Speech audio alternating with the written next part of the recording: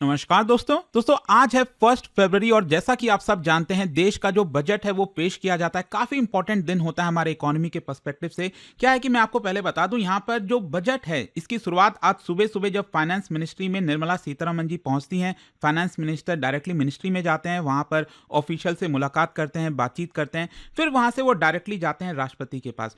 तो द्रौपदी मुर्मू से मुलाकात की, ऑफिशियल्स भी मुलाकात किए। और जब से द्रौपदी मुर्मू प्रेसिडेंट बनी है, आपने देखा होगा एक ट्रेडिशन बन गया है कि जो दही और चीनी है वो खिलाया जाता है। फिर उसके बाद क्या होता है, देखिए जो कैबिनेट है वो बजट को अप्रूव करती है। ये काफी इंपॉर्टेंट स्टेप होता है और उसी के बाद जो बजट है वो आपका पार्लियामेंट में पेश किया जाता है। तो जब ये कैबिनेट में अप्रूव हुआ, पार्लियामेंट में पेश किया गया और उसके बाद निर्मला सीतारमण जी ने अपना जो बजट स्पीच है वो स्टार्ट किया। अच्छा, एक और चीज मैं आपको बता दूं, आज निर्मला सीतारमण जी ने एक और बड़ा अनाउंसमेंट किया है। वो ये है कि 16th फाइनेंस कमीशन के जो रिकमेंडेशन थे उसको भी एक्सेप्ट कर लिया गया। ये भी मैं आपको वीडियो में बताऊंगा क्योंकि इसके बारे में भी जिक्र किया गया था बजट स्पीच में। अच्छा, इसकी मैं शुरुआत करूं उसके पहले आपको एक चीज बता दूं कि इस बार का जो बजट है इसमें आपको कोई बहुत बड़े बड़े बदलाव देखने को नहीं मिलेंगे। कहीं ना कहीं आपको कंटिन्यूटी देखने को मिलेगी क्योंकि पिछले साल अगर आपको याद हो तो काफी बड़े अनाउंसमेंट हुए थे, स्पेशली इनकम टैक्स स्लैब को लेकर बड़े बड़े चेंजेस किए गए थे। लेकिन इस बार जो है कोई ऐसा बिग बैंग रिफॉर्म या ऐसा जो एक्सपेक्टेशन वगैरह कई इंडस्ट्रियल लीडर्स के द्वारा किया जा रहा था, ऐसा आपको देखने को नहीं मिलेगा। मैं देख रहा था ज्यादातर एक्सपर्ट्स का यही मानना है कि पहले के जो चीजें अनाउंस की गई हैं उसको कंसोलिडेट किया जा रहा है, उसको कंटिन्यू किया जा रहा है ताकि उसी के रास्ते पर आगे बढ़ा जाए, उसको और ज्यादा मजबूत बनाया जाए। तो चलिए इसके बारे में समझते हैं, डिटेल में जानेंगे। आपको पूरा बजट स्पीच जो है, जो भी यहां पर कुछ इंपॉर्टेंट अनाउंसमेंट हुए वो सब कुछ आपको बताऊंगा। चलिए शुरुआत करते हैं, लेकिन उससे पहले एक और चीज बता दूं, आप में से जो भी लोग यूपीएससी की तैयारी कर रहे हैं आप हमारे साथ जुड़ सकते हैं। स्टडी आईक्यू पर 2027 का बैच हो या फिर 2028 की अगर आप तैयारी कर रहे हो, हर एक बैच अवेलेबल है जिसके अंदर प्रीलिम्स, मेंस, इंटरव्यू सब कुछ की हम तैयारी कराते हैं। साथ ही साथ 18 बुक्स का जो पूरा सेट है वो आपके घर पर भेजा जाता है। और एक और इंटरेस्टिंग चीज, अगर आप प्रीलिम्स क्रैक कर लेते हैं तो पूरा फी भी आपको यहां पर रिफंड कर दिया जाएगा। आपको यूज करना है बस ये कोड अंकित लाइव, मैक्सिमम डिस्काउंट के लिए लिंक कमेंट सेक्शन में दिया हुआ है।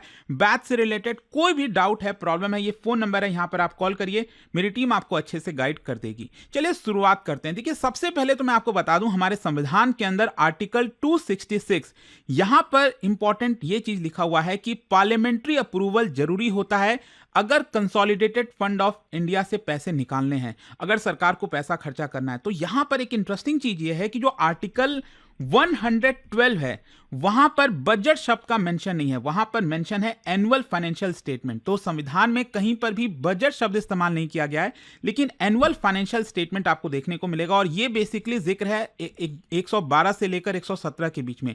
स्पेशली 114 वाला जो आपका आर्टिकल है उसमें अगर आप देखोगे तो यहां पर अप्रोप्रिएशन बिल की बात कही गई है। तो ये बिल्स वगैरह आते हैं, बजट के सारे जो प्रोसेस हैं वो चलते हैं और उसके बाद जो है आपका बजट अप्रूव हो जाता है। अच्छा, बजट इतना मायने क्यों रखता है समझिए। बजट जो है वो दिखाता है कि सरकार का प्लान क्या है, क्योंकि अल्टीमेटली सरकार हमारा ही तो पैसा इस्तेमाल कर रही है, जो नागरिकों का पैसा है, जो टैक्स कलेक्शन करती है, फाइन्स में पैसा जाता है सरकार के पास, तो उसका सरकार इस्तेमाल कैसे कर रही है, डायरेक्ट इनडायरेक्ट टैक्सेस से पैसा कलेक्ट कैसे कर रही है। तो ये जो इंफॉर्मेशन है कहीं ना कहीं गवर्नमेंट के जो प्लान्स हैं उसके बारे में हमें पता चलता है कि सरकार जो करने जा रही है उसका लोगों के जीवन पर क्या असर होगा। एंड दैट इज वाई जो बजट है वो इतना मायने रखता है। अच्छा, एक और चीज, बजट को प्रिपेयर कौन करता है? बेसिकली फाइनेंस मिनिस्ट्री में यहां पर जो बजट डिवीजन है जो कि डिपार्टमेंट ऑफ इकोनॉमिक अफेयर्स के अंदर में आता है, उनके द्वारा ये सब कुछ प्रिपेयर किया जाता है। इनफैक्ट जो इकोनॉमिक सर्वे भी आया था इन्हीं के द्वारा आपको देखने को मिलेगा, जो डिपार्टमेंट ऑफ इकोनॉमिक अफेयर्स है और उसमें जो चीफ इकोनॉमिक एडवाइजर हैं उनके अंडर में ये सारी चीजें होती हैं। एक इंपॉर्टेंट चीज ध्यान रखिएगा कि अभी तक सबसे ज्यादा बजट किसने पेश किया है? मोरारजी देसाई जी ने। लेकिन निर्मला सीतारमण जी काफी क्लोज हैं एंड मोस्ट प्रोबेबली, क्योंकि अभी एनडीए का टर्म अभी पूरा होना बाकी है, तो इसकी वजह से अगर वो फाइनेंस मिनिस्ट्री रही तो मोरारजी देसाई का भी रिकॉर्ड टूट जाएगा, क्योंकि ये वाला जो बजट था उनका, निर्मला सीतारमण जी का, ये 9th बजट था। पी चिदम्बरम के बराबर वो आ गई हैं, तो डेफिनेटली लगता है कि वो मोरारजी देसाई को भी शायद क्रॉस कर सकती हैं। इसके अलावा मैं अक्सर एक चीज कहता हूं कि यहां पर सबसे लॉन्गेस्ट बजट स्पीच कौन सा था इन टर्म्स ऑफ वर्ड्स, शब्दों की अगर हम बात करें तो 1991 का जो गेम चेंजिंग बजट स्पीच था वो आपको देखने को मिलेगा। अगर हम ड्यूरेशन के हिसाब से बात करें 2 आवर्स 42 मिनट्स का जो पूरा बजट स्पीच था 2020 का, वो निर्मला सीतारमण जी का आपको देखने को मिलेगा। वही मैं कह रहा हूं कि इस बार का जो बजट स्पीच है वो शॉर्ट था, क्रिस्प था, कोई बहुत ज्यादा डिटेल में चीजें नहीं कही गई। लेकिन अब हम शुरुआत करते हैं कि निर्मला सीतारमण जी ने बजट स्पीच जब स्टार्ट किया तो सबसे पहली चीज क्या बोली, और उसके ऊपर सबका फोकस रहता है कि एग्जैक्टली यहां पर उनका शुरुआत में क्या बोला गया। देखो मैं आपको बता दूं, उन्होंने कहा कि पिछले 12 साल से उनकी सरकार पावर में है, राइट, और उनकी सरकार ने कोशिश किया है कि जो इकोनॉमिक ट्रेजेक्ट्री है उसमें स्टेबिलिटी रहे, फिजिकल डिसिप्लिन रहे, सस्टेनेबल ग्रोथ रहे और इन्फ्लेशन मॉडरेट लेवल पर है। तो यहां पर गवर्नमेंट के इस स्टेप की वजह से 7% से ऊपर की ग्रोथ भारत को मिला है पिछले इतने वर्षों में, ऐसा निर्मला सीतारमण जी का कहना था। और यहां पर उनका कहना है कि ये जो 7% का ग्रोथ रेट है वो कैसे अचीव किया गया। यहां पर जो एनर्जी सिक्योरिटी है, क्रिटिकल इंपोर्ट जो डिपेंडेंसीज थी उसको हमने कम किया, जो स्ट्रक्चरल रिफॉर्म्स थे वो हम लेकर आए, फिजिकल जो प्रूडेंस है मतलब बहुत ज़्यादा खर्चा नहीं करना है, रेवेन्यू पर फोकस करना है, मॉनेटरी स्टेबिलिटी लाया गया, जो थ्रस्ट है पब्लिक इन्वेस्टमेंट के ऊपर वो फोकस किया गया, डोमेस्टिक मैन्युफैक्चरिंग कैपेसिटी हो गई। ये जो सारी चीज़ें आप देख रहे हो इनकी बदौलत यहाँ पर जो हाई ग्रोथ रेट है वो भारत अचीव कर पाया है 7% का, ऐसा उनका कहना था। अच्छा, यहाँ पर ये बजट जो है उसको युवा शक्ति ड्रिवन बताया है निर्मला सीतारमण जी ने। उन्होंने कहा है कि गवर्नमेंट का संकल्प है कि वो पुअर, अंडर प्रिविलेज और डिसएडवांटेज के ऊपर फोकस करें। ये 3 शब्दों का इस्तेमाल किया गया और उन्होंने कहा कि 3 कर्तव्य हैं हमारे। पहला कर्तव्य ताकि इकोनॉमिक ग्रोथ तेजी से हो, दूसरा कर्तव्य जो एस्पिरेशंस हैं लोगों के वो फुलफिल किए जाएं, और जो तीसरा कर्तव्य है सरकार का वो है सबका साथ सबका विकास। ये सारी चीजों के ऊपर उन्होंने फोकस किया है। तो एक प्रकार से आप कह सकते हैं कि ये जो बजट है इट वाज ड्रिवन बाय युवा शक्ति। जो यूथ पॉपुलेशन है उसको कैसे हम एक्सेलरेट कर सकते हैं, देश की प्रगति में उनकी हिस्सेदारी बढ़ा सकते हैं, ऐसा यहां पर किया गया है। अच्छा, अब हम आते हैं कि रिफॉर्म्स की क्या चर्चा की है, मतलब अभी तक सरकार ने किस तरह के रिफॉर्म्स लाए हैं ताकि ये ग्रोथ रेट अचीव हो पाया है। तो आप देख सकते हो यहां पर गवर्नमेंट ने कई सारे इकोनॉमिक रिफॉर्म्स अपनाए हैं, चाहे वो एम्प्लॉयमेंट क्रिएट करना हो, प्रोडक्टिविटी बूस्ट करना हो, ग्रोथ को एक्सेलरेट करना हो। यहां पर 350 से ज्यादा जो रिफॉर्म्स है, ऐसा निर्मला सीतारमण जी ने कहा है, वो रोल आउट किए हैं इतने कई वर्षों में। जैसे जीएसटी हो गया, लेबर कोड्स हो गया, अभी आपने रिसेंटली देखा होगा जो 4 लेबर कोड्स हैं उसको इंप्लीमेंट किया गया है, जो मैंडेटरी क्वालिटी कंट्रोल ऑर्डर्स हैं उसको रैशनलाइज किया गया है, हाई लेवल कमिटीज बनाई गई हैं। इसके अलावा जो सेंट्रल गवर्नमेंट है वो स्टेट गवर्नमेंट के साथ काम कर रही है कि कैसे जो कंप्लायंस के रिक्वायरमेंट्स है उसको कम किया जाए। क्योंकि देखो क्या है ना, अगर आपको बिजनेस करना है, कुछ भी चीजें करनी है, तो सरकारी कामकाज इतना ज्यादा होता है कि आप उसी में फंसे रह जाते हो। तो डी रेगुलेशन, इन सब के ऊपर फोकस किया है। तो ये रिफॉर्म्स की बात कही निर्मला सीतारमण जी ने। अच्छा, अब मैं आता हूं बजट के ऊपर एग्जैक्टली क्या क्या बोला गया है। देखो, बजट को अगर आप देखोगे तो कुछ पार्ट्स में डिवाइड किए गए हैं, जैसे sustainable economic growth, strengthening of foundation of growth, people centric development, trust based governance, ease of doing business, physical matter. तो ये अलग अलग पार्ट में 6 पार्ट्स में आपको देखने को मिलेगा और एक एक करके एक एक पार्ट में आपको यहां पर बताऊंगा कि एग्जैक्टली उस पार्ट के अंदर बजट में क्या रखा गया है, क्या बोला गया है। तो सबसे पहला है सस्टेनिंग इकोनॉमिक ग्रोथ। तो यहां पर सस्टेनिंग इकोनॉमिक ग्रोथ के लिए क्या इंपॉर्टेंट है, मैन्युफैक्चरिंग। तो सबसे पहले मैन्युफैक्चरिंग पर फोकस किया गया कि सरकार जो है वो स्ट्रैटेजिक सेक्टर्स के ऊपर फोकस कर रही है। जैसे कि मैन्युफैक्चरिंग में अब जो आएगा आपका सेमीकंडक्टर मिशन 2.0। अभी पिछले कुछ वर्षों से आपने देखा होगा सरकार जो है भारत के अंदर सेमीकंडक्टर मैन्युफैक्चर करना चाहती थी, तो सेमीकंडक्टर मिशन आया था। अब ये इंडिया सेमीकंडक्टर मिशन 2.0 आएगा। फिर इसके अलावा बायो फार्मा शक्ति, high tech tools rooms in central public sector undertakings, जो स्कीम्स हो गए कंटेनर मैन्युफैक्चरिंग के लिए, जो कंटेनर्स वगैरह होते हैं ना जिसमें सामान जाता है। इसके अलावा इंटीग्रेटेड प्रोग्राम फॉर टेक्सटाइल, कपड़ा वगैरह। और देखो ये टेक्सटाइल इंपॉर्टेंट हो जाता है, और स्पेशली इस बार मैं देख रहा था कि स्टार्टिंग में निर्मला सीतारमण जी ने टेक्सटाइल पर काफी फोकस किया। क्योंकि अगर आपने देखा होगा अभी जो यूरोपियन यूनियन के साथ ट्रेड डील हुई है उससे रिलेटेड मैंने कई वीडियोस बनाए हैं, उसमें मैंने आपको अलग अलग बताया था कि कैसे पाकिस्तान को, बांग्लादेश को नुकसान होगा, क्योंकि इन लोगों को अभी तक बेनिफिट मिलता था, 0% ड्यूटी लगती थी। लेकिन अब भारत भी 0% ड्यूटी में यूरोप के अंदर कपड़े एक्सपोर्ट कर पाएगा। तो इसलिए अब हमारा काफी फोकस टेक्सटाइल के ऊपर होना चाहिए, क्योंकि यूरोप में अगर आप देखोगे तो हम $1.7 बिलियन का एक्सपोर्ट करते हैं टेक्सटाइल की अगर हम बात करें, लेकिन ये हम बढ़ाकर कर सकते हैं $40 बिलियन अगर हम इस अपॉर्चुनिटी का फायदा उठाएं। तो इस बार कहीं ना कहीं सरकार जो है टेक्सटाइल के ऊपर फोकस कर रही थी। इलेक्ट्रॉनिक कंपोनेंट मैन्युफैक्चरिंग स्कीम जो है वो सरकार ला रही है। तो इस तरह के कई ऐसी चीजें हैं मैन्युफैक्चरिंग के अंदर ताकि इकोनॉमिक ग्रोथ जो है वो सस्टेन रहे, ऐसा पहला बोला गया। ठीक है, दूसरा यहां पर टैक्स रिफॉर्म्स ला रही है सरकार ताकि जो मैन्युफैक्चरिंग सेक्टर है उसको बूस्ट मिले। अब टैक्स रिफॉर्म देखो, यूजुअल जो आप सुनते रहते हो ना कि ये इनकम टैक्स स्लैब चेंज, ये मैं उसकी बात नहीं कर रहा हूं। बेसिकली जो बिजनेसेस हैं उनमें क्या टैक्स रिफॉर्म ला रहा है, अलग अलग बिजनेसेस को क्या फायदा मिलेगा। तो फॉर एग्जांपल यहां पर एक इंटरेस्टिंग चीज ये बोला गया है कि exemption from income tax for 5 years to non residents. अब देखो क्या है ना, यहां पर कुछ शब्दों का इस्तेमाल किया गया है जैसे toll manufacturer, bonded zone. Bonded zone क्या होता है, बेसिकली ये कस्टम के अंदर में होता है, जो भी मैन्युफैक्चरिंग वगैरह कराई जाती है तो कस्टम्स के अंदर आता है, सरकार के अंडर में। टोल मैन्युफैक्चरर क्या है, ये वो नॉर्मल टोल नहीं है जो आप टोल क्रॉस करते हो गाड़ी, वो हम बात नहीं कर रहे हैं। यहां पर क्या है ना कि एक ऐसा मैन्युफैक्चरर जो किसी थर्ड पार्टी का, मतलब किसी और का सामान जो है semi finished goods, raw material का इस्तेमाल करता है ताकि अपना एक्सपर्टाइज उसमें डाल के जो है उसको एक फिनिश्ड प्रोडक्ट बना सके। तो अब क्या है ना, हमारे देश में अगर आप देखोगे जो कैपिटल गुड्स हैं, जो हाई एंड इक्विपमेंट्स वगैरह होते हैं, उसकी थोड़ी सी कमी होती है। तो यहां पर सरकार ये कह रही है कि जो नॉन रेसिडेंट्स हैं, जो भारत में नहीं रहते हैं, बाहर से अगर वो अपना कैपिटल गुड्स भेजते हैं, इक्विपमेंट भेजते हैं ताकि भारत में उसका इस्तेमाल किया जाए, तो उससे जो आपको इनकम जनरेट होगी उसके ऊपर अगले 5 साल हम कोई भी इनकम टैक्स नहीं लगाएंगे। तो ये एक प्रकार से छूट दे रही है सरकार ताकि देश में मैन्युफैक्चरिंग बढ़े। फिर इसके अलावा यहां पर जो ड्यूटी पेमेंट होता है, ड्यूटी पेमेंट विंडो एक दिया जाता है ट्रस्टेड मैन्युफैक्चरर्स को, उसको डेफर्ड किया गया है ताकि वो आसानी से आराम से अपना ड्यूटी पे कर सकें। फिर इसके अलावा यहां पर जो एक्सटेंशन टाइम है एक्सपोर्ट ऑफ फाइनल प्रोडक्ट्स का, क्या है कि अभी तक 6 महीने चलता था, क्योंकि अगर जैसे मान लीजिए टेक्सटाइल गारमेंट हो गया, लेदर हो गया, सिंथेटिक फुटवेयर हो गया, तो यहां पर सरकार कुछ आपको छूट देती थी टैक्स वगैरह में।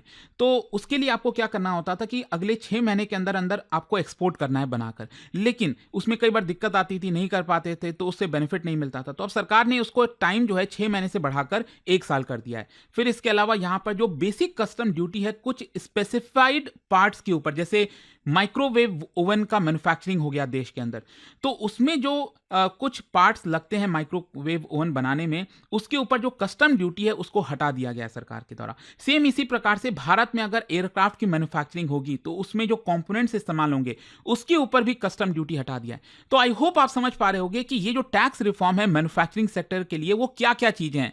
यहां पर देश में मैन्युफैक्चरिंग बढ़े, एयरक्राफ्ट आजकल चर्चा चल रही है ना कि देश में एयरक्राफ्ट बनना चाहिए, तो उसको लेकर यहां पर ज्यादा प्रोत्साहन हो, लोग और ज्यादा मैन्युफैक्चरिंग हो, तो ये टैक्स की छूट दी जा रही है। नेक्स्ट अब हम आते हैं एमएसएमई। देखो हर बजट के अंदर एमएसएमई को लेकर काफी चर्चा होती है, और देखो हमारे देश का ग्रोथ इंजन भी है माइक्रो स्मॉल मीडियम एंटरप्राइज, बहुत सारे लोग इसके अंदर एम्प्लॉयड हैं। तो सरकार का काफी फोकस होता है कि कैसे एमएसएमईज को हम मदद कर सकते हैं। तो यहां पर सबसे पहला तो इक्विटी सपोर्ट, बेसिकली बोला यह जा रहा है कि डेडिकेटेड 10,000 करोड़ का जो एसएमई ग्रोथ फंड है वो सरकार बनाएगी।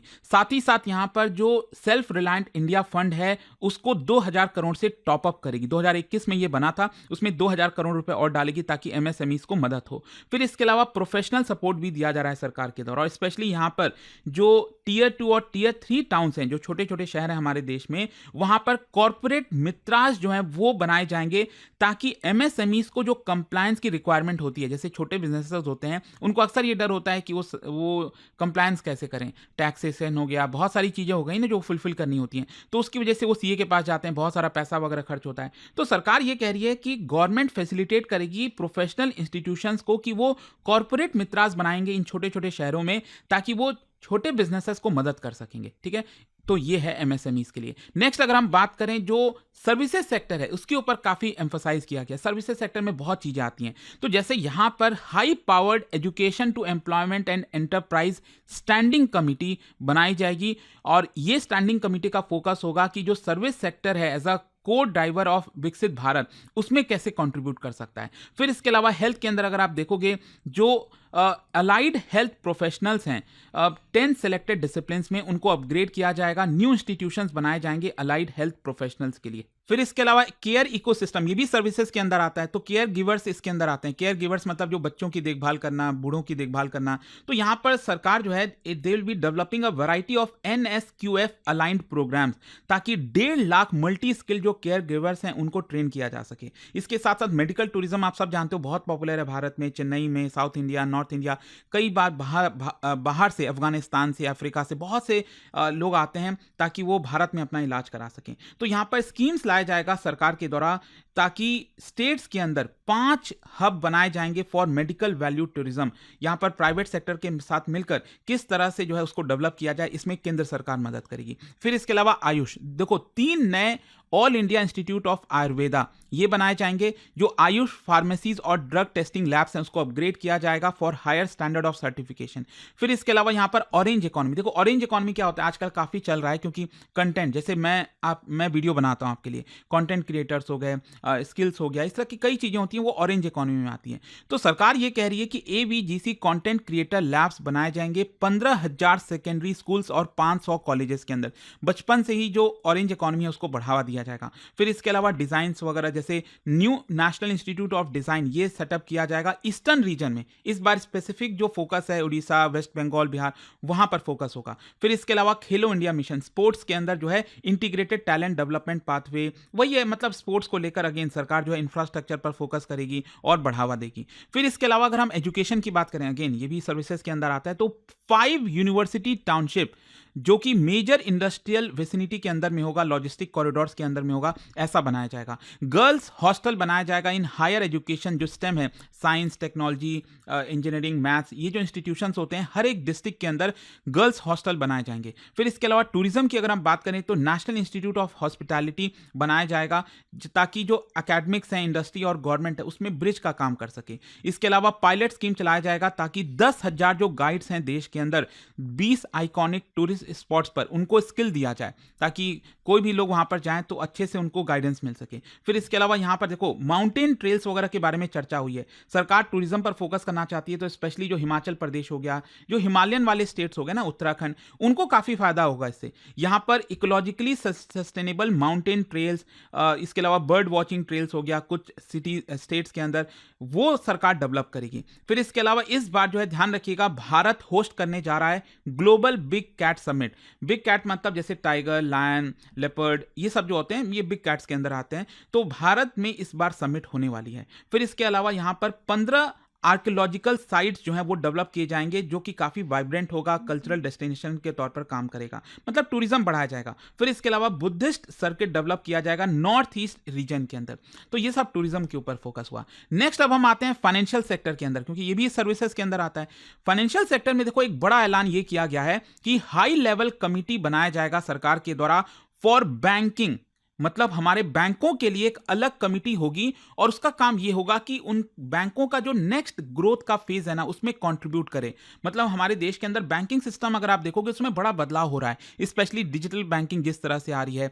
तो आप आज के डेट में ऐप डाउनलोड करते हो, इसी से तरह से सारी चीजें हो जाती हैं। पहले तो ट्रेडिशनली क्या होता था, आप कोई भी चीज के लिए बैंक में जाते थे, तो वो सब चीजें खत्म हो रही हैं। तो हमारे देश के अंदर जो बैंकिंग सिस्टम है उसमें कैसे बदलाव किया जाए, हाई ग्रोथ फेस कैसे लाया जाए, तो उसके लिए एक अलग से कमिटी होगी। फिर यहां पर यह बोला गया है कि 100 करोड़ रुपीस का इंसेंटिव देगी केंद्र सरकार for single insurance of municipal bonds. देखो क्या है ना, हमारे देश में कई जगह म्युनिसिपैलिटीज होते हैं, राइट, तो वहां पर उनको पैसे की कमी होती है, फंड्स की क्रंचिंग होती है, तो वो लोग क्या करते हैं, बॉन्ड जारी करते हैं। जैसे केंद्र सरकार भी अपना गवर्नमेंट सिक्योरिटीज जारी करती है ना, ताकि पैसे कलेक्ट कर सके, उस तरह से म्युनिसिपैलिटीज भी कई जगह पर अगर आप देखो, जैसे अहमदाबाद और कई जगह जो है यहाँ पर म्युनिसिपल बॉन्ड जारी किए हैं, ताकि पैसा रेज किया जाए और उससे कुछ एसेट का क्रिएशन किया जाए, लोगों को भला हो।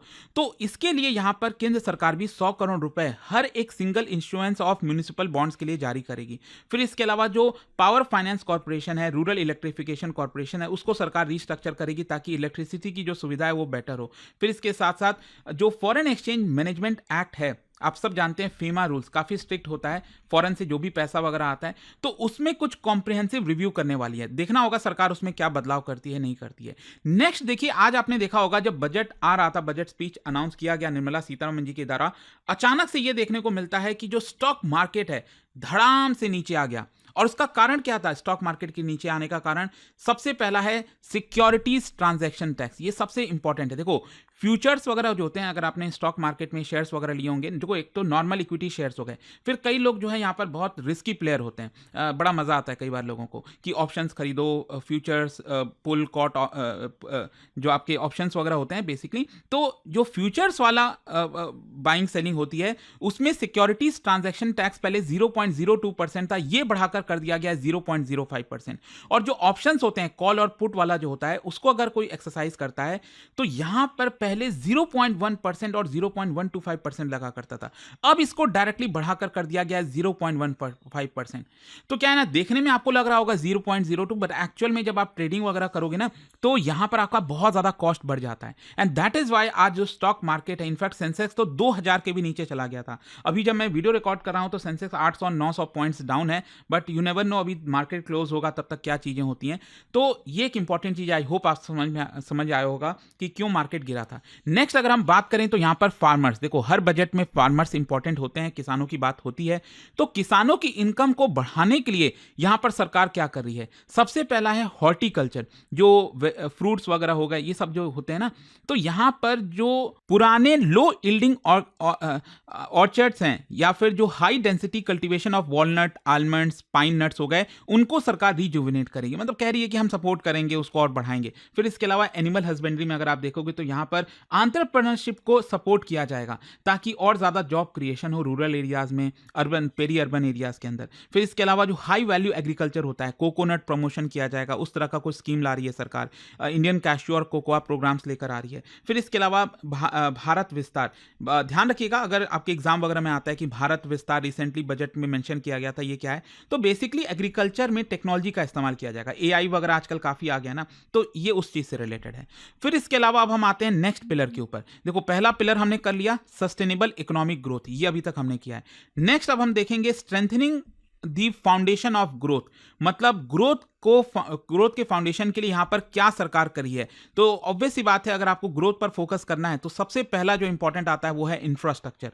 इंफ्रास्ट्रक्चर में सरकार यह कह रही है कि कई सारे इनिशिएटिव लिए जाएंगे large scale enhancement of public infrastructure के लिए, जैसे रियल इस्टेट इन्वेस्टमेंट ट्रस्ट हो गया। इस तरह के कई सारे स्कीम्स के थ्रू जो है यहां पर सरकार बेसिकली बड़े इंफ्रास्ट्रक्चर के प्रोजेक्ट्स अपनाने की कोशिश करेगी। साथ ही साथ यहां पर जो फोकस है infrastructure in cities with over 5 lakh population, जैसे टीयर 2 और टीयर 3 वाले जो सिटीज हो गए, वहां पर इंफ्रास्ट्रक्चर पर फोकस बना रहेगा।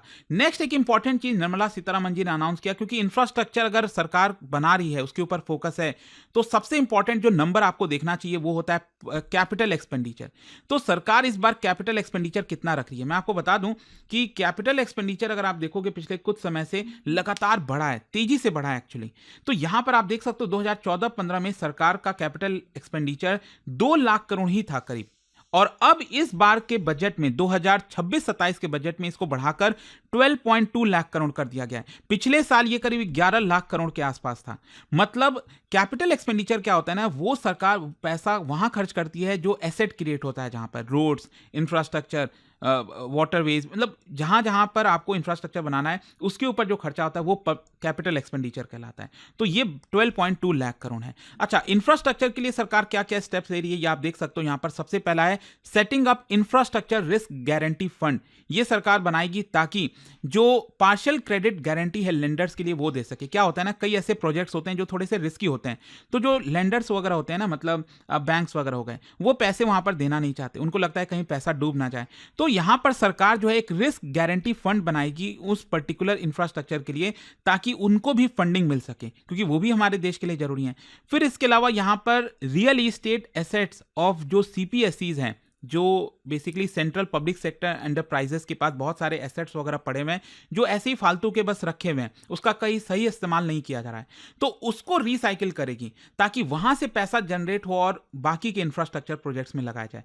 फिर इसके अलावा डेडिकेटेड फ्रेट कॉरिडोर, ध्यान रखिएगा आप सब जानते हैं यहाँ पर जो दो डेडिकेटेड फ्रेट कॉरिडोर है, एक तो आपका ईस्टर्न साइड में जाता है नॉर्थ से, और दूसरा नॉर्थ से जाता है वेस्टर्न साइड में जवाहरलाल नेहरू पोर्ट ट्रस्ट के पास, और जो ईस्टर्न साइड में है वो दनकुनी में जाकर जाता है। लेकिन अब यहाँ पर सरकार ने एक नया डेडिकेटेड फ्रेट कॉरिडोर का ऐलान किया, और वो होगा ये सूरत आप देख रहे हो ना यहाँ पर वेस्टर्न साइड में, इसको कनेक्ट किया जाएगा ईस्टर्न साइड के साथ दनकुनी। ठीक है, तो ये भी अब ध्यान रखिए, सरकार ने एक नए डेडिकेटेड फ्रेट कॉरिडोर का ऐलान कर दिया है। ठीक है, नेक्स्ट अब हम आते हैं वाटरवेज। बेसिकली हमारे देश में जो इनलैंड वाटरवेज है उसका ज्यादा इस्तेमाल नहीं होता, ऑल्दो सरकार ने बहुत सारे वाटरवेज ऐलान कर रखे हैं, लेकिन अब सरकार कह रही है कि हम 20 नए नेशनल वाटरवेज का ऑपरेशनलाइज करेंगे, स्पेशली जो मिनरल रिच एरियाज वगैरह हो, जैसे उड़ीसा वगैरह हो गया वहां पर, तो उनके ऊपर काफी फोकस होगा, जो इंडस्ट्रियल सेंटर्स हैं, पोर्ट्स हैं, उनको कनेक्ट करने के लिए। तो यहां पर जो हमारे देश में नदियां हैं उसका ज्यादा इस्तेमाल हो। फिर इसके अलावा यहां पर जो शिप रिपेयर इकोसिस्टम है, क्योंकि इनलैंड वाटरवेज अगर आपको डेवलप करना है तो शिप वगैरह की जरूरत पड़ेगी, तो उसको सरकार सेटअप करेगी। फिर इसके अलावा कोस्टल कार्गो प्रमोशन स्कीम सरकार लॉन्च करेगी, ताकि जो इनलैंड वाटरवेज और जो कोस्टल शिपिंग का शेयर है हमारे देश में, मतलब जैसे हमारे देश में अगर एक जगह से दूसरी जगह सामान ले जाना है तो आप सब जानते हैं ट्रेन से ले जाया जाता है, रोड से ले जाया जाता है, लेकिन सरकार चाहती है कि वाटरवेज के थ्रू ज्यादा ले जाया जाए, और 2047 तक इसका जो शेयर है वो 12% करना चाहती है सरकार। फिर इसके अलावा seaplane viability gap funding scheme सरकार ला रही है, ताकि इसके भी मैन्युफैक्चरिंग के लिए जो हमारे देश में सी प्लेन बने उसकी मैन्युफैक्चरिंग हो, ये हो सके। फिर इसके अलावा एक और है पूर्वोदय। अब ये भी ध्यान रखिएगा, आपके एग्जाम में पूछा जा सकता है पूर्वोदय स्कीम क्या है, तो ये basically east coast industrial corridor को इंटीग्रेट किया जाएगा, उसका डेवलपमेंट किया जाएगा, जो ईस्टर्न वाले साइड में कोस्टल एरियाज में जो कॉरिडोर्स हैं यहाँ पर, तो उसके डेवलपमेंट में ये काम आएगा। तो ये पूर्वोदय जो स्कीम है वो सरकार लॉन्च कर रही है। तो ये आई होप आप समझ गए होंगे इंफ्रास्ट्रक्चर। नेक्स्ट आते हैं अर्बनाइजेशन, मतलब अभी ये दूसरा वाला ही चल रहा है, ये मैंने आपको दिखाया ना, strengthening of foundation of growth. ठीक है, तो इसी का ही यहाँ पर इंफ्रास्ट्रक्चर हमने डिस्कस किया। अब आते हैं अर्बनाइजेशन। अर्बनाइजेशन में यहाँ पर सिटी इकोनॉमिक रीजन्स, इसके ऊपर फोकस हो रहा है कि हमारे देश में जो शहर हैं उसको कैसे ग्रोथ इंजन का पार्ट बनाया जाए, क्योंकि वो इकोनॉमिक पावर की तरह काम कर सकते हैं। तो यहां पर सरकार ये कह रही है कि तो चलो बड़े बड़े जो शहर हैं वो तो चलते ही हैं, उससे बहुत ज़्यादा रेवेन्यू आता है, काफ़ी कुछ होता है, लेकिन अब इस बजट में सरकार कह रही है टीयर 2 टीयर 3 सिटीज़ और जो टेम्पल टाउन्स हैं, कई बार आपने देखा होगा छोटे छोटे शहर हैं लेकिन वो काफ़ी फेमस होते हैं कि लोगों की श्रद्धा होती है, लोग जो है जाते हैं वहाँ पर पूजा करने, तो इस तरह की जगहों को सरकार फोकस में लाएगी। साथ ही साथ 7 हाई स्पीड रेल कॉरिडोर, और देखो अगेन ये बहुत इंपॉर्टेंट हो जाता है, हाई स्पीड रेल कॉरिडोर्स की हम बात करें, बुलेट ट्रेन वगैरह, अभी तो अहमदाबाद और मुंबई का स्टार्ट होना है, लेकिन इसके अलावा 7 नए रेल कॉरिडोर्स का अनाउंस किया गया है, जैसे मुंबई पुणे, पुणे हैदराबाद, हैदराबाद बेंगलुरु, हैदराबाद चेन्नई, चेन्नई बेंगलुरु, दिल्ली वाराणसी, वाराणसी सिलीगुड़ी। एनवायरमेंटली जो सस्टेनेबल पैसेंजर सिस्टम है वो सरकार यहां पर बनाने की कोशिश करेगी। तो ये हो गया आपका strengthening of foundation of growth. Next आते हैं people centric development. People centric development मतलब हर एक किसी का विकास हो, हर एक किसी का भला हो, ऐसा ना हो कि जो ग्रोथ है वो एक ही सेक्शन ऑफ सोसाइटी को पहुंचे, तो उसके लिए पीपल सेंट्रिक डेवलपमेंट पर सरकार फोकस की है इस बजट के अंदर। तो यहां पर सेल्फ हेल्प एंटरप्रेन्योर मार्ट जो हैं वो सेटअप किए जाएंगे। बेसिकली सेल्फ हेल्प ग्रुप आपने सुना होगा ना, तो एक प्रकार से छोटे छोटे जगहों पर इस तरह के मार्ट्स बनाए जाएंगे। मार्ट मतलब जैसे डी मार्ट वगैरह आपने सुना होगा ना, वो तो बहुत बड़े स्केल पर होता है, लेकिन छोटे छोटे आपके जगह होंगे शॉपिंग कॉम्प्लेक्स टाइप का, वहां पर आपको सारा सामान मिलेगा। तो इस तरह के जो रिटेल आउटलेट्स हैं वो आपका बनाया जाएगा और वो ओन करेंगे सेल्फ हेल्प ग्रुप्स। फिर इसके अलावा दिव्यांगजन कौशल योजना ये बनाया जा रहा है ताकि डिग्निफाइड लाइवलीहुड अपॉर्चुनिटीज दिया जा सके डिसेबल्ड ग्रुप्स के लिए, ताकि वो यहाँ पर जो अपना उनको जो कस्टमाइज्ड ट्रेनिंग चाहिए होता है ना उनको, ताकि वो भी जॉब में जा सकें, तो वो सरकार प्रोवाइड करेगी। दिव्यांग सहारा योजना सरकार लेकर आ रही है, ताकि जो हाई क्वालिटी असिस्टिव डिवाइसेज हैं उनको जो मदद चाहिए, जैसे मान लो किसी को चलने में प्रॉब्लम है तो वो इस तरह की कोई डिवाइस मिल गया, किसी को देखने में प्रॉब्लम है तो इस तरह की कुछ सरकार डिवाइस देते। फिर इसके अलावा यहाँ पर निम्हांस 2, देखो आप सबने, आई डोंट नो कितने लोगों ने निम्हांस के बारे में सुना है कि नहीं, पर बेंगलुरु में एक बहुत बड़ा इंस्टीट्यूशन है निम्हांस, तो मेंटल हेल्थ के लिए काफ़ी ज़रूरी है वो, और इसीलिए सरकार का कहना है कि अब हम ईस्टर्न इंडिया पर फोकस करना चाहते हैं। रांची और तेजपुर, यहां पर निम्हांस 2 को बनाया जाएगा। मतलब मेंटल हेल्थ के ऊपर सरकार फोकस कर रही है। फिर इसके अलावा यहाँ पर emergency trauma care centre district hospitals में स्टैब्लिश किए जाएंगे। फिर नेक्स्ट दोस्तों हम आते हैं अगले पिलर पर, और वो है ट्रस्ट बेस्ड गवर्नेंस। देखो इसके अंदर ऐसा कुछ खास नहीं है, सिंपल भाषा में अगर मैं आपको बताऊं तो यहाँ पर जो कस्टम्स वगैरह चीजें होती है ना, उसमें सरकार फोकस कर रही है। जैसे हम कोई गुड्स वगैरह बाहर से मंगा रहे हैं, हम कस्टम जो शिप वगैरह हो गया, जो शिपयार्ड वगैरह हो गए, तो वहां पर सामान रखा रहता है, तो कैसे उसमें और सुविधा हम प्रोवाइड कर सकते हैं, जो ड्यूटी वगैरह लगती है उसको कैसे कम कर सकते हैं। तो ये ट्रस्ट बेस्ड गवर्नेंस, मतलब यहाँ पर आपको बिजनेस वगैरह करना है तो उस पर ट्रस्ट सरकार का बना रहे, इसलिए यहां पर सरकार ने थोड़े बहुत चेंजेस किए, ऐसा कोई बहुत ज्यादा है नहीं। नेक्स्ट जो पिलर है वो इंपॉर्टेंट है, that is ease of doing business and ease of living. ठीक है, इसमें देखिए कई चीजें हैं। एक तो यहां पर आप देख सकते हो individual person resident outside India, PROIS, तो ये आपने कई बार सुना होगा, उनको परमिट किया गया है कि अगर उनको भारत में इन्वेस्टमेंट करना है, इंडियन कंपनीज में इन्वेस्टमेंट करना है, तो वो पोर्टफोलियो इन्वेस्टमेंट स्कीम के तहत कर सकते हैं। तो उनके लिए बड़ी अपॉर्चुनिटी है, जो individual person resident outside India है वो भारत में अब आसानी से इन्वेस्टमेंट कर पाएंगे। फिर दूसरा यहां पर आप देख सकते हो जो TCS है उसको रिड्यूस किया गया on sale of overseas tour programs. आपने देखा होगा यहां से कोई भी जो टूरिस्ट जो जाते हैं बाहर, भारत के बाहर जाते हैं, टूरिज्म करते हैं, तो उनका जो TCS रेट वगैरह लगा करता था, TCS मतलब टैक्स कलेक्शन एट सोर्स, ठीक है, तो उसमें 5%, 20%, तो ये घटाकर अब सिर्फ 2% कर दिया गया है, ताकि उतना खर्चा आपका ना आए। फिर इसके अलावा यहाँ पर एजुकेशन के लिए कोई बाहर जा रहा है, मेडिकल पर्पस के लिए जा रहा है, तो इसमें भी यहाँ पर जो TCS है उसको 5% से घटाकर 2% कर दिया गया है, ताकि लोगों के पास पैसे बचें। फिर इसके अलावा यहाँ पर जो छोटे टैक्स पेयर्स हैं, आपने देखा होगा कि हमारे देश में ऐसे तो बहुत से लोग इनकम टैक्स पे करते हैं, बहुत लोग नहीं करते हैं, लेकिन कुछ ऐसे टैक्स पेयर्स होते हैं जिनके लिए बड़ी मुसीबत हो जाती है, प्रॉब्लम हो जाती है, क्योंकि उनका बहुत ज़्यादा कोई टैक्स बनता नहीं है, लेकिन फिर भी वो पेपर वर्क वगैरह में काफ़ी उलझना पड़ता है उनको। तो यहाँ पर सरकार ये कह रही है कि आपको चिंता करने की जरूरत नहीं है, हम आपके लिए ऑटोमेटेड प्रोसेस लेकर आएंगे, ताकि आपका जो भी निल जो सर्टिफिकेट है, डिडक्शन सर्टिफिकेट, जो भी लोअर टैक्स वगैरह बनता है,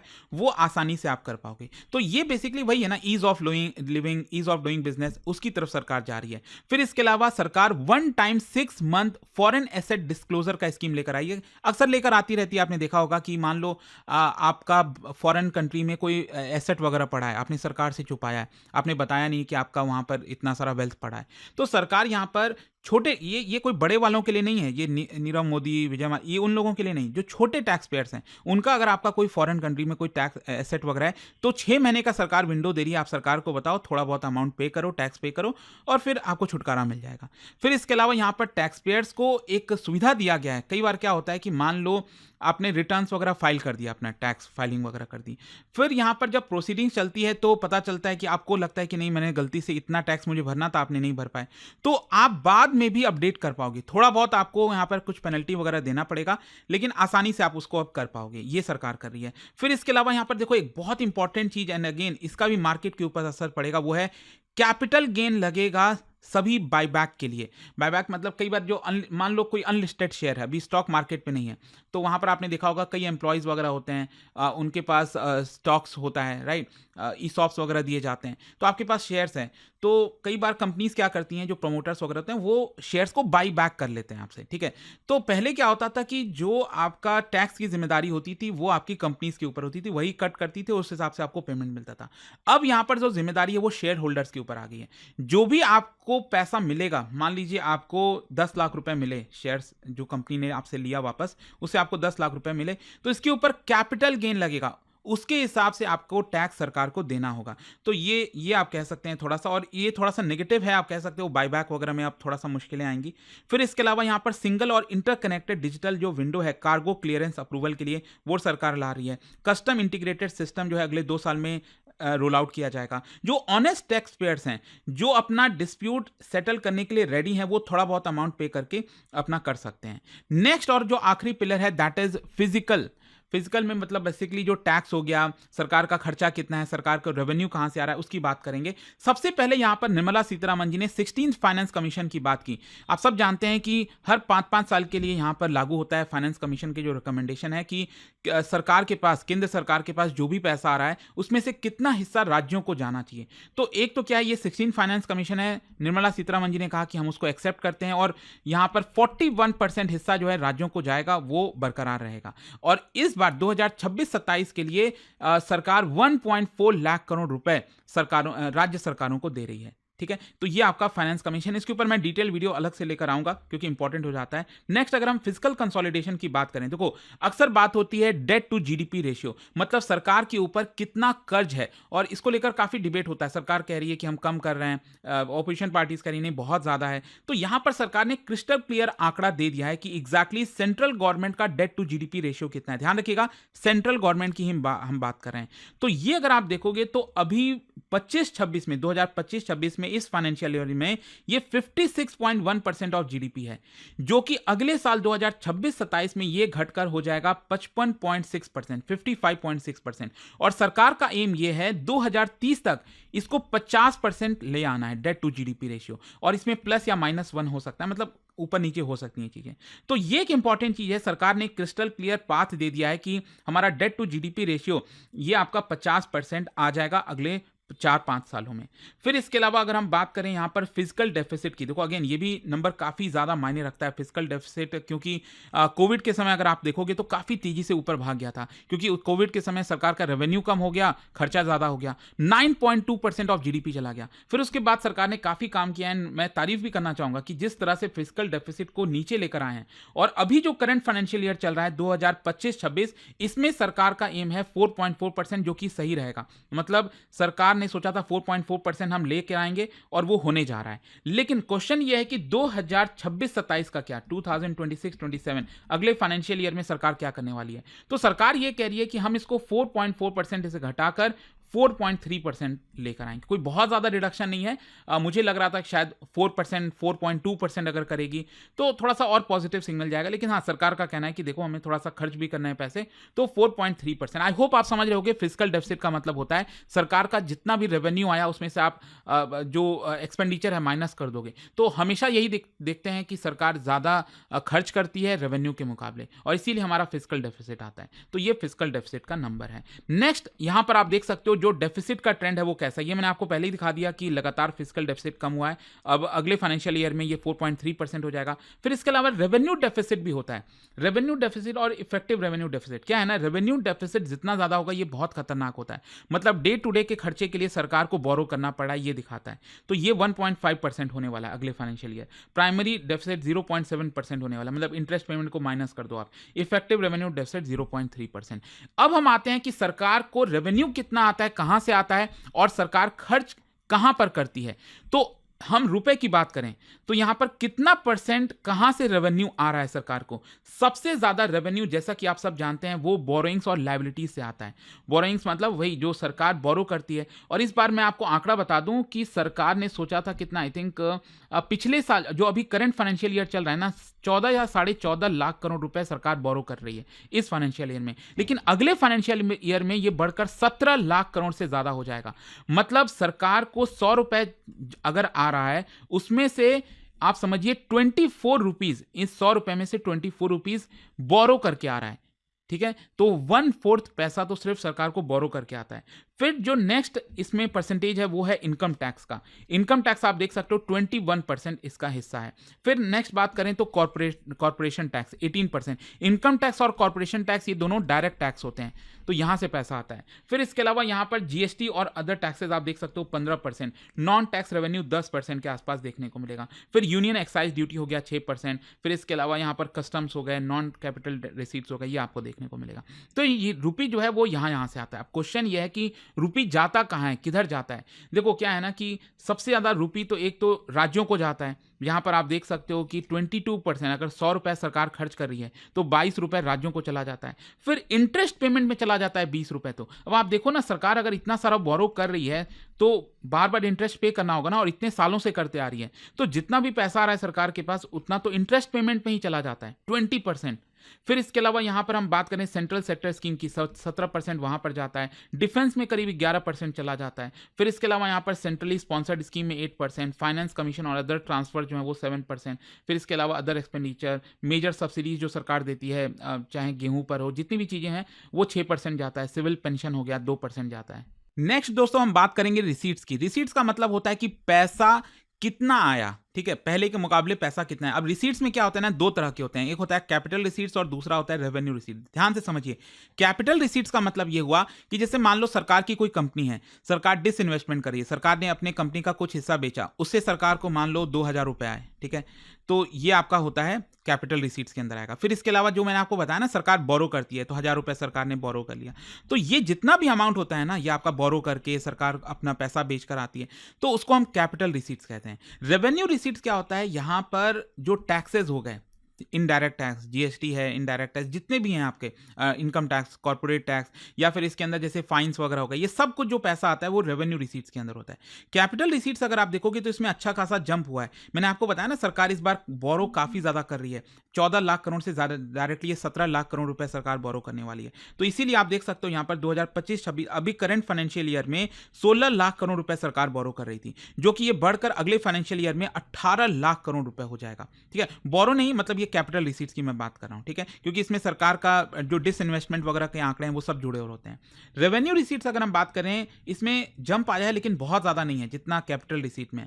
तो इसमें ये 35.3 लाख करोड़ रुपीस सरकार को टैक्सेस वगैरह के थ्रू पैसे आएंगे। सरकार खर्चा कितना कर रही है, किधर कैसे कर रही है, देखो इसमें होता है कैपिटल एक्सपेंडिचर और रेवेन्यू एक्सपेंडिचर। ये बेसिकली इफेक्टिव कैपिटल एक्सपेंडिचर, अभी मैंने आपको बताया था ना कैपिटल एक्सपेंडिचर के बारे में, राइट, अभी दिखाया नहीं था आपको आंकड़ा, सॉरी। कैपिटल एक्सपेंडिचर बेसिकली मैंने आपको बोला जो एसेट्स वगैरह पर सरकार खर्चा करती है, रोड बनाने में, ये सब चीजों में, तो एक अच्छी चीजें होती है। ये जितना ज्यादा सरकार खर्चा करेगी, मैंने आपको बोला 12.2 लाख करोड़ रुपए सरकार खर्चा कर रही है कैपिटल एक्सपेंडिचर। इफेक्टिव का मतलब ये हुआ इसमें राज्यों का भी आंकड़ा जुड़ जाता है, जो स्टेट गवर्नमेंट भी कैपिटल एक्सपेंडिचर करती है, तो वो सब जोड़कर बन जाता है ये 17.1 लाख करोड़ रुपीस। और रेवेन्यू एक्सपेंडिचर ये बहुत ज्यादा नहीं होना चाहिए।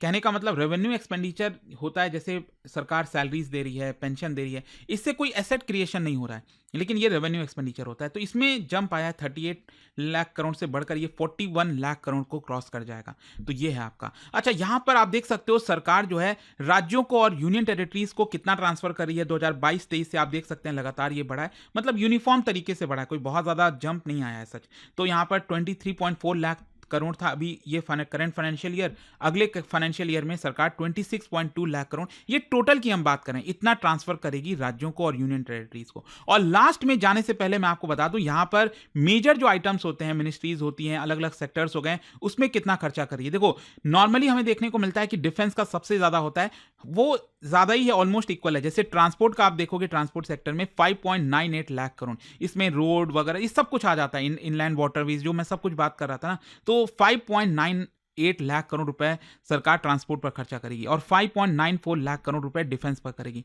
Rural development 2.73 lakh crore, home affair जो मिनिस्ट्री ऑफ होम अफेयर्स है ना, जिसमें पुलिस वगैरह ये सब आते हैं, तो 2.55 लाख करोड़, एग्रीकल्चर के ऊपर 1.62 लाख करोड़, एजुकेशन 1.39 लाख करोड़, एनर्जी 1.09 लाख करोड़। इस तरह से ये सारे आंकड़े आप चाहो तो ये पूरा देख सकते हैं। तो आई होप दोस्तों आपको डिटेल में एक कंप्रिहेंसिव एनालिसिस जो चाहिए होता है यूनियन बजट का, जो भी मैंने आपको स्टार्टिंग में बोला था कि इस बार कोई बहुत बिग बैंग रिफॉर्म, कोई बहुत बड़ी चीजें नहीं है, क्योंकि पिछले साल ही यहां पर कई बड़े चेंजेस किए गए थे। इनकम टैक्स स्लैब वगैरह जैसे जो चीजें थी वो वैसे के वैसे ही हैं, इसलिए यहां पर मेंशन नहीं किया है।